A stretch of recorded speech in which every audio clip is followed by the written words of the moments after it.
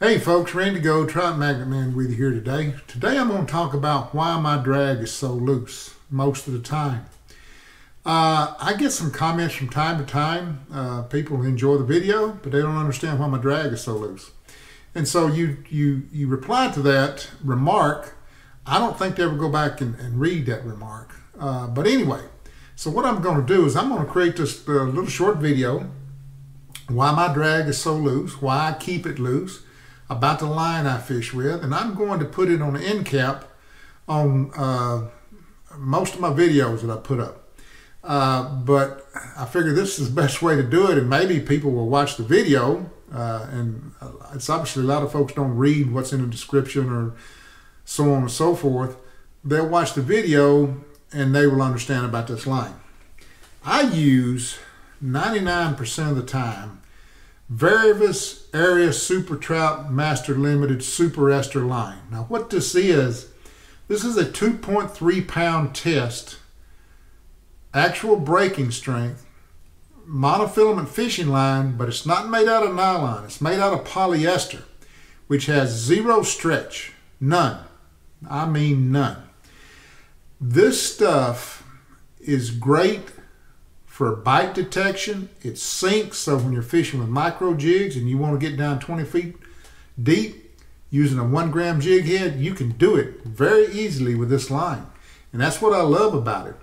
And plus, this line with a fluoride coating, you can cast from coast to coast with this line. A 1 gram jig, you can cast a long way using this line. It's just some slick line. And yes, it has its drawbacks. It's hard to manage on the reel. You have to pay attention to what you're doing. If you spool the reel up too much, it will spring off the spool. So you have to watch how much line you put on the spool to begin with. And due to the fact it has no stretch, a decent size 8-9 inch bluegill, a 10-inch shell cracker for sure, can snap this line in a heartbeat if your drag is not set correctly. Now, if I'm just fishing a bluegill bed, I can tighten it up a little bit more than what I usually do. But when I'm fishing an area like I've been fishing past couple of weeks, where there are big crappie and going to be, as time goes on, more and more bigger Kentucky bass, you better have this set loose. You're not going to get those fish in. It's just not going to happen.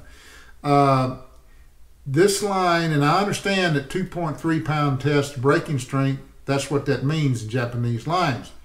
When you use a nylon line, let's say it breaks at 2 pounds. Okay, if it's out of Japan, that's what it's going to break at, 2 pounds. But you've got the stretch in nylon. And believe it or not, that gives you a cushion. You can do far better when it comes to breaking off fish, fewer times using nylon line than you can a so-called super line, and this is a super line. Braid is a super line. Unfortunately, what happens in the States, people will buy what they think is a 2 or 3 pound braid. It's not 2 or 3 pounds. It probably breaks about 8 pounds. When you buy lines out of Japan, especially if it's nylon, polyester lines, they break at what they say they're going to break at. In the States, it don't happen like that. You buy a 2 pound test line in the States, it's probably more than all likelihood going to break at 4 pounds.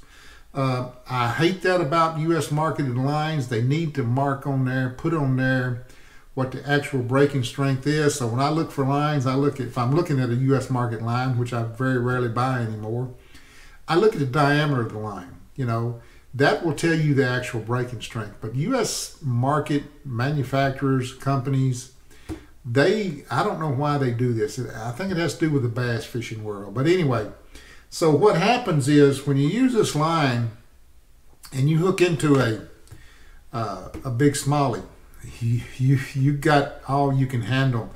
And if your drag is not set loose, no way you're getting that fish in.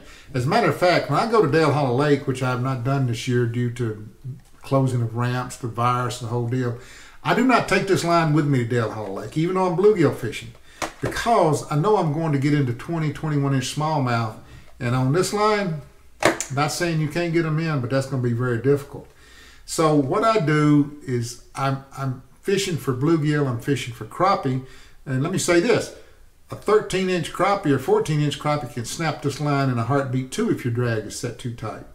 And I pay attention to the rods I use with this line. You don't want to use too stiff a rod and get a big fish on with this line, because now you've just increased your chances of breaking off.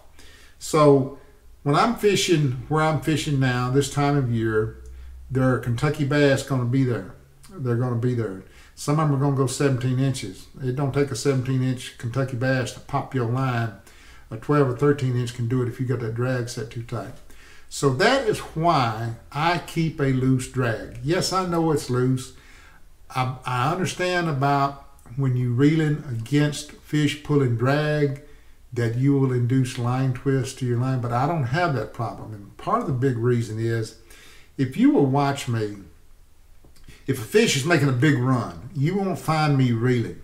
What happens is I have my drag set so loose is I'm fighting the fish in, even though he may not be making a big run. He's fighting left, right, up, down, or whatever, but he's not making a big run. So the drag is going to slip because my drag is set so loose. I set my drag at about 15 to 20% of 2.3 pound test. And that's, you know, when you get to looking at super lines, everybody recommends you set the drag much, much less on a super line than you would using nylon lines, because no stretch in super lines. So that is why I keep the drag so loose. Now, it's the line twist. I don't get line twist. I don't. And part of that, a big part of that, has to do with the reels I use.